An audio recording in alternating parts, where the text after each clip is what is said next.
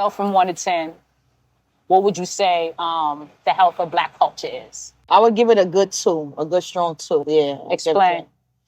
When I think it's scale 1 to 10, I think we're really in a deficit when it comes to how we treat each other and ourselves. Where everything starts off with ourselves, like what the things that we put in our bodies, the majority of our levels of education, whether it be formal or informal. I would give us a 2. We have a lot of work to do, but I believe we can do the work. We just need each other. I think we're in a state of emergency, actually. The things that we indulge in, as you said, ingest, whether it be via media, music, television, etc. Yep. Whether it be conversation, like the conversations that we kind of find ourselves gravitating towards are all telltales of where we are, right, mentally and emotionally, spiritually. Right? What's the scale you would put us on? 1 to 10. 1 or 2. 1 I'm or 2? with you. Yeah. I'm with you. It's bad. I feel like we're in a state of emergency. I feel like state of emergency. There we go.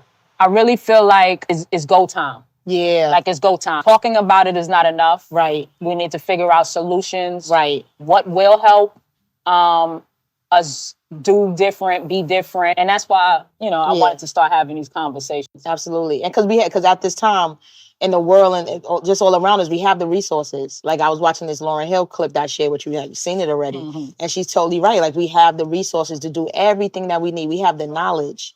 We have the know-how. So now it's time for us to come together and make it happen. Where do we think we start? Right here. I think we start with the conversations and just being honest with ourselves about the things that are going on around us that make us uncomfortable, or even if we are comfortable and know it's not right, and then figuring out what do we have to do on an individual basis, because in order to impact anybody around us, you gotta get better yourself. All right. So what are you doing so far for yourself that's going to gravitate towards others outside of you? Well, one thing that I've been doing for a while, since I've been introduced to it, is working with young people, being deeply involved in youth development, and having that passion, not just taking a job where, I'm working for someone and doing what they want me to do, but looking at the needs of our community and our young people understanding conflict resolution, because some of us, like the way our young people are killing each other is a deep need. And I feel like it should be part of the academic system and part of education. So offering those programs throughout the city, also introducing young people to art so they find healthy ways to express themselves when they do have challenges. So starting my own organization doing that. So that's what I'm doing for our community. And the only reason why I was able to do that is because I was introduced to it. You know what I mean? And it's something that changed my life. So I said, I want to do it for other young people coming up. And then now, as I get older, I'm figuring out how to live a healthy life. So eating healthier, exercising, really working on getting this weight off, starting my day off with meditation. And me just doing that for myself, I'm able to have different kind of conversations with my people about doing the same thing. What about you? What are you doing? I like to be everything I tell everybody else to do. Right. So instead of me talking, I'm leading by example. And I feel like that's how what I do reaches others. So yes, I also meditate regularly. I take time to just like be at one with music and just like vibe out and just like keep love at a level, a real high level, just with me. So when I go out, people are experiencing love in me. And besides that, I'm big on, our children and making sure that they're not only getting the information and tools they need, but they understand principles in a way that I don't see showing up currently with people older than them, so that we can do something about, shifting the energy for the future. So the topic is, how can we heal our communities? Where should our communities start in its healing? I was thinking maybe we could start with music, without music. Okay. They always ask the question, does art imitate life or does life imitate art, right? And obviously, art imitates life because life is here first, right? So where our music is at this moment, and when we're speaking about music, of course, there are many different genres, but we're speaking of Black culture. Right. And although all musical forms pretty much come from Black culture, the one that is at the height of popularity is hip hop. Yep. Right? And so when we start talking about art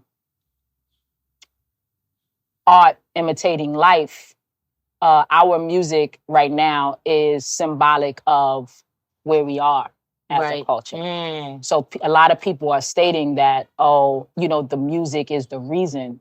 No, the music is the symptom. Right. The music is the symptom. The music is a symptom of where we are. Yeah, because it comes from our thoughts. It comes from our surroundings, and then we're saying these things and we're promoting these things. That's absolutely right. It's a symptom. Yeah. Yeah. Mindset, right? Yes. Everything's mindset. And so wherever our mind is where our art is going to go. That's right. Right. So although we're starting the conversation on music, I think that the actual starting point is via family. Yes. The nucleus. There we go. There we go. We get to the root. So healing the family. So what does that mean? Healing the family starts with identifying that there is a problem, right? That's healing anything. Identifying that there is a problem. And once you identify that there is a problem, you start to identify where those problems how those problems show up, them issues show up. What does it look like? How is it showing up in your life? And one thing that I'm noticing, of course, there are families who are still tight-knit. But when you look at the large majority, the family, most people don't speak to each other. And so when you think about that is the first community that you receive when you're gifted this earth. If you don't have the skill set to communicate, to mediate, to work through and fix issues with your immediate family, the people that y'all know what each other breath smell like anymore. You know what I mean? If you don't have the skill set to do it with them, then when you go out into the world, what chance do you have? That's right. So that means that, so the one thing I love about our conversation is that we discuss the issues, but we also discuss the solutions. So I feel like one of the things that can really help our community is having access to conflict resolution education. You have an organization that gifts the youth the ability to advocate for themselves and mediate, resolve issues, which is a beautiful, that's why I'm calling it a gift. It's a beautiful, beautiful thing. That's a part of the solution, right? And then I have a school coming that is going to give them the tools, the foundation, and the community necessary to start working on that from the ground up as well. Can I say something about that? Yes. What I like about what you're doing is that you're working with the young people from young. From 5, 6 years old, right? First grade. First grade. And what's good about that is because even though we also do family work and teach conflict resolution for the home, we don't get a lot of traction from families, but that's because we work with middle school and high schoolers. So we need to start earlier. Because once our kids get older, the parents are no longer involved really in their education like that. They're only coming for parent-teachers nights. But if there are resources offered to them, a lot of times they're not coming, especially high school. You just can forget about it. You're on your own. So we have to figure out a way, how do we get into these homes? Because we could teach the young people that could be the culture that they're learning here, but when they go back home, it's the same old, same old. You know what I mean? That's one of the things I'm implementing is to make sure, every school has what is it, PTA? Yeah, right. Yeah, well, parent coordinator. My PTA is really about community, right? So where most schools they're just kind of thinking about fundraisers and different things like that. Right. They're signing on as community leaders that when they go home, they keep up the same culture that is taking place in the school. Right. So the language, right, the principles, all of that stuff to keep the kids fluent so that they're not being pulled in separate direction. Yes. Between your school and the parents. If you want your children to get the gift of all of the things that we offer, you have to commit something to. That's dope. another one of our discussions, we were talking about culture currency and the powers that be and this and that. And when we think about the celebrities, when we think about, our peers that are well off, that make investments, and a lot of them make investments in the community, we need to let's think about what are the key investments that need to happen in all our communities and how that can happen. Because one thing you brought up is that a lot of celebrities are investing in liquor and having their own liquor brands. Yeah. Right. It's disheartening. Yeah. It's disheartening. Right. And I never thought about it like that. I'm like, oh, that's a good move. They got their own liquor. We always drink it. But it's like, it's not helping us. It's holding us back. It's like the same thing. Say you selling crack and you be like, you'll sell it to your because it's like, oh, well, she going to buy it from somebody. Yeah. And so that's the same thing with the liquor industry. It's like you getting into it. It's not good for anybody, but it's not good for your people. You know how many of us are already underwater. You know what I mean? Drowning. And even through, when I think about the pandemic, the liquor stores remained open. But what kind of services can we have? The same way how we're investing to have these liquor stores open, what kind of places that we can have open as the powers that be, the people with the resources in our communities to help heal us and help bring us up. Yeah, because there's a lot of celebrities that supposedly open schools as well, but their schools still have the same system that the regular system that everybody's abiding by, which is counterproductive. And it's not taking anything away from what they're trying to do. Right. Right? Like, I'm appreciative that they desire to have a school.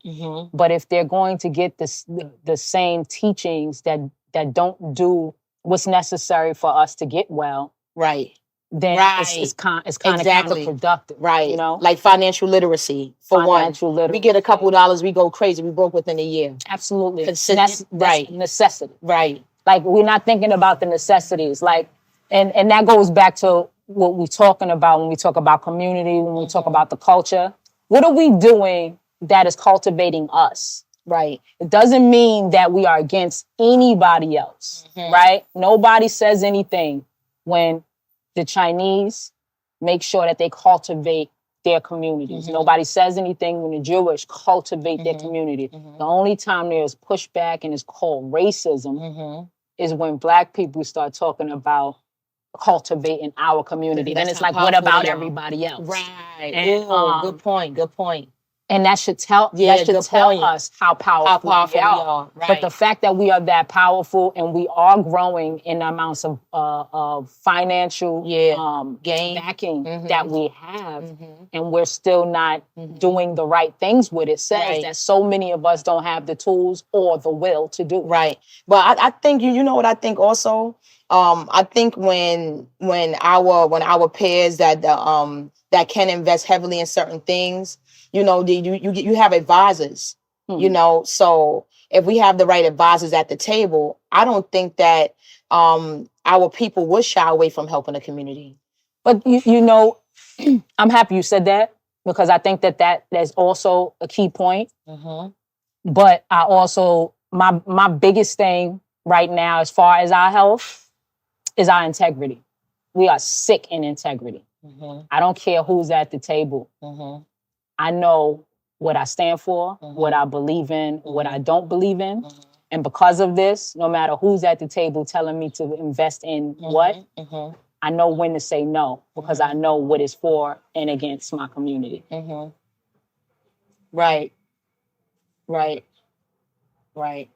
See, the thing about that, though, right, is that you have to do that self-work, or it's also about your upbringing and all of those kind of things. Right. But that's we why can't assure that all of us is there. That's why we're speaking of the illness, because people, the first part is acknowledging that there's an illness, right? Yeah. So this is a norm. Yeah. To us in this particular state. This is normal. Right. Normalcy does not mean natural. Right. Yes. Norm just means this is what's happening on a regular basis. Yeah. But it doesn't mean natural. We are not in our natural state. We're sick. Right. And so we have sick minds and we're thinking sick. We're making sick choices. So in order for us to get to a place where we are making better choices, it starts with what we're speaking of.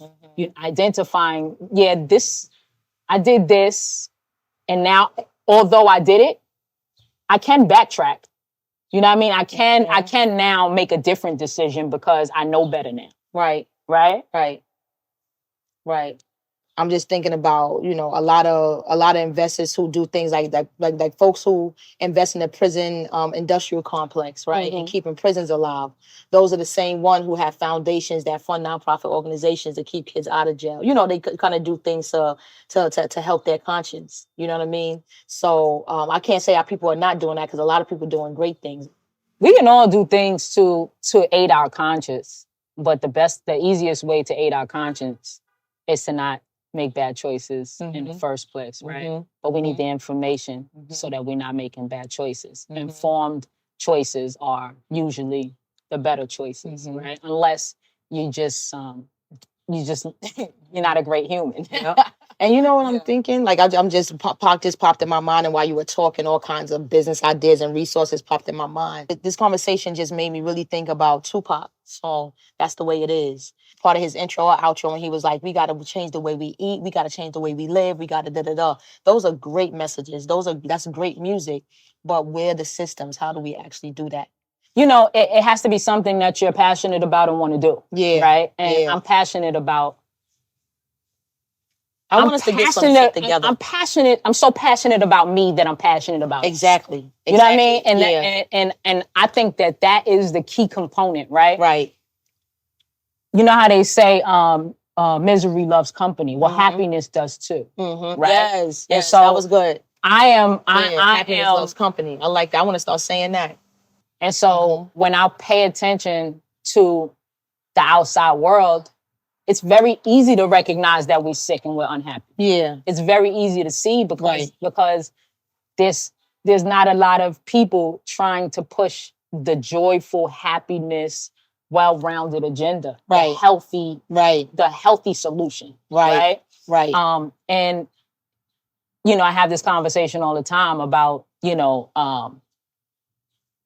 money versus, happiness. And there's a lot of people with money, but there's not a lot of happy people. Right. You know what I mean? And so that's a showing of our health. That goes right back to when we're talking about the health of our culture. The health of our culture is sick. If you could go anywhere in an urban area and people who live there treat it like it's the dumpster. Right. Nobody in their right mind. Right. Treats where they lay, rest, eat, like the dumpster. Right. Only people who are sick do that. Yes. When you pay attention to people who are depressed, they're usually around mess. Yeah. Right. When you pay attention to people who are on drugs, surrounded by mess. Right. All of these things are symptoms of illness. Right. So when you're able to really identify this as not, that's just how the hood is. No, it's not just illness. How the hood is. Right. We're sick. Right. And we need to get better. We got some pervasive issues here. Yeah. And you know what I'm thinking about our show? We can really make this a hub, but let's have a place to go for our community to find the resources closest to them. Absolutely. And if you want the information, it's right here. Absolutely. You know what I'm saying? Because this is that's the whole point of this, is solution. Right. Everybody got a microphone. Yeah. Everybody got a camera. Right. Everybody's got a mouth and they're talking. Right. Everybody got a voice, but what are you saying? Yes. Right. And then after what you're saying, what are you doing? Right. Right. If all we're gonna do is talk about, don't get it twisted. The conversation is necessary. Yes, absolutely. The sound bites are necessary. Right. But the right sound bites are necessary. Right. The right talks, the right conversation. Healthy minds having conversations. Right. Are what we need. We have a lot of ill minds having conversations that's just perpetuating the same thing. Right. And we gotta do better. Right. But now it's time for us to put our tools together, because one of the things, we go to conferences and stuff like that. And sometimes I like the networking, but a lot of times I don't even like conferences because it's just a lot of conversation, and I hate conversation without movement. Yeah. Action. Action. I'm an action person. Yeah, because we need our folks to have the tools. So where we finding the tools? Let's make Culture Currency that hub where they could go find those tools. Absolutely. The culture is the currency. Yes, the culture is the currency. When we say the culture is the currency, we're saying culture is the value, right? And so how do you get our community, our culture, to understand that culture is the value when it's up against money? Because finances is obviously a huge issue for a large portion of us, right? If you're starving, if you're hungry, if you're having a hard time keeping a roof over your head, those are moments where you're in a desperate state. Yeah. Right? You're in a desperate state. So you're looking for the quick fix. Yeah. And so I'm very clear that this type of change takes time. Yes. And that will likely be the pushback from most of our communities. What is the thing that gets them to understand that culture is the value right now? Well, for one, I have a lot of things to say, and I hope I don't lose it. But culture is everything. Culture is the way we live, the way we speak to each other, how we move around each other, what we're teaching each other and our children, right? So that is the culture. So people just understanding that.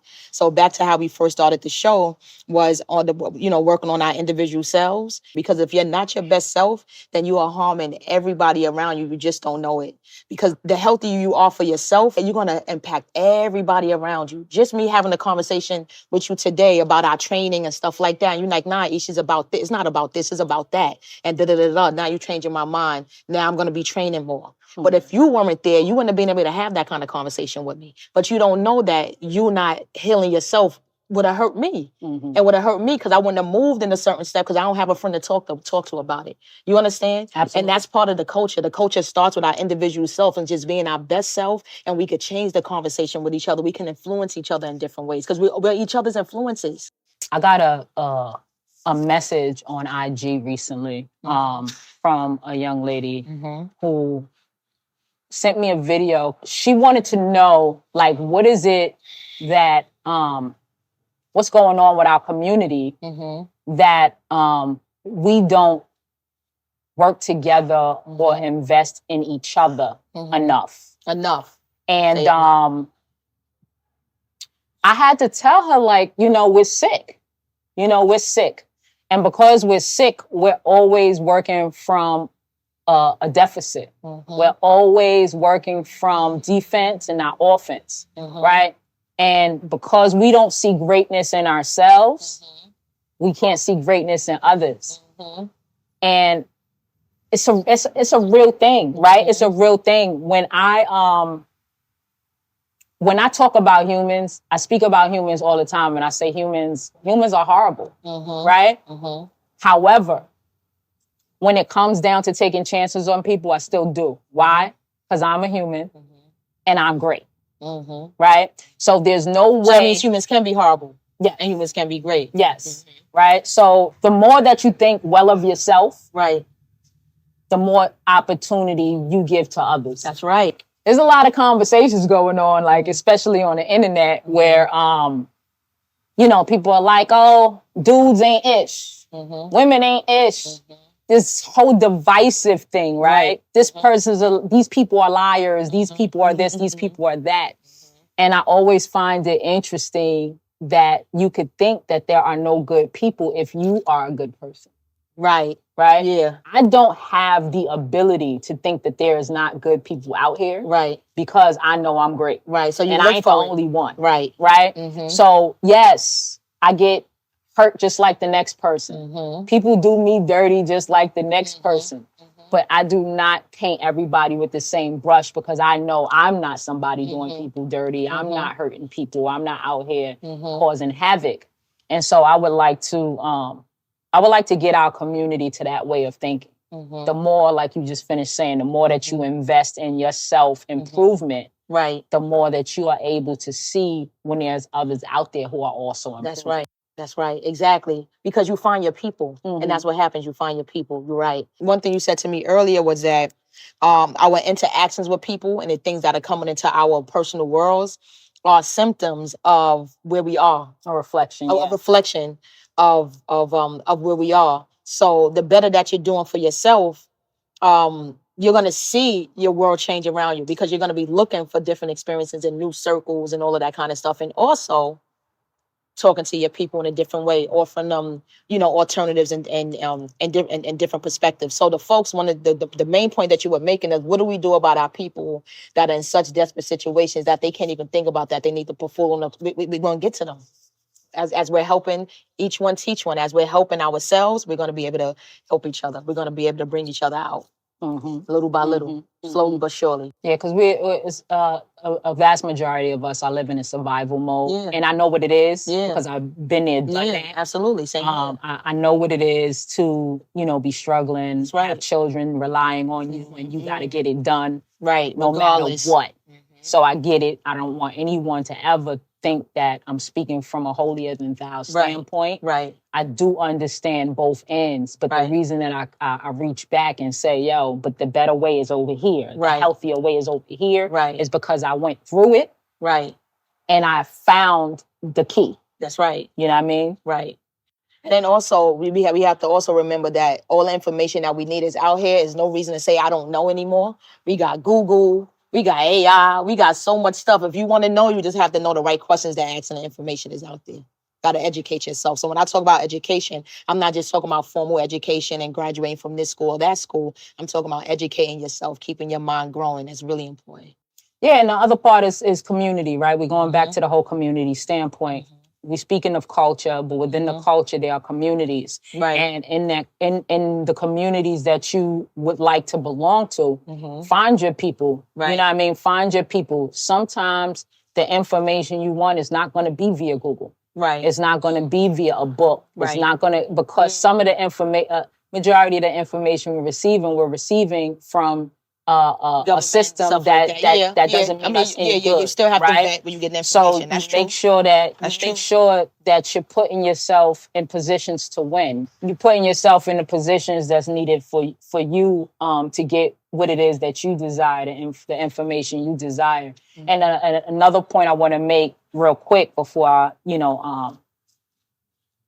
pass it to you is I think that it's a big deal for us to teach everyone, not just the children, but that they have control of their world. We live in a world together, but we have our own worlds that we create. That's right. So as you're creating your world, when you're saying like it's nasty out here, because I say it all the time, it's nasty out here, right? But I don't deal with the nasty because I created a world that gives me exactly what I desire my day-to-day to be. Right? Yeah. So the people that I surround myself with, who I speak to, are the type of people who are feeding me and I'm feeding them. The information, resources, love, support, honor. You know what I mean? When I eat, I make sure that I'm going to places that have the things that are going to make me healthier versus, you know what I mean? And guess what? And because you're doing that, you're able to talk to me about those healthier places, and you know what I mean? So it's really that simple. It's really that simple. But one thing that I have a question is, he was like, the nasty, but I don't deal with the nasty. So how do we get to the nasty? How do we impact the nasty? So we impact the nasty by way of inspiration, by way of continuously dealing with everybody who was ready for us. Because the nasty is nasty right now. Right, exactly. Right? Everybody's timing or readiness is not at the same time. Okay. And so we that. do what we need to do for those who are ready now. Who's ready to move as now. We continue to move and inspire those, inspire those who are not ready right now. But when I say I don't deal with the nasty, I'm speaking of in my personal space. I don't do anything that will make me sick. I'm quarantining. I do not interact with the sick because I don't want to become one. That's right. Right? Yeah. The sick can make us ill in close space, right? Yeah. However, from the distance, we can make them well. That's right. You know what I mean? By just informing. That's right. And so that's what I mean when I'm saying I love that. I love that. So how would you close out this discussion?